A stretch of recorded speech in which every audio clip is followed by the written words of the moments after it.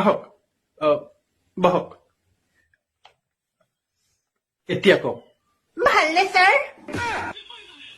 মই বোলো ভালনে ছাৰ ভালে ভালে ভালে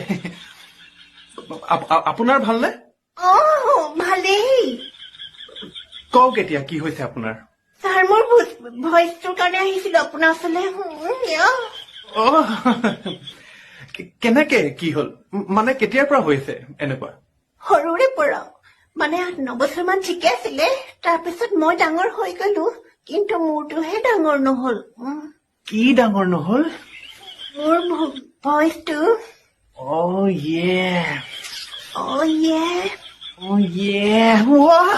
সেইটো কথা এই প্ৰভু ৰক্ষা কৰা বাৰু এতিয়া কওকচোন আপুনি কি বিচাৰিছে মই বিচাৰিছো যে আপুনি মোক কৰক কি হেল্প নিশ্চয় নিশ্চয় নিশ্চয় কৰিম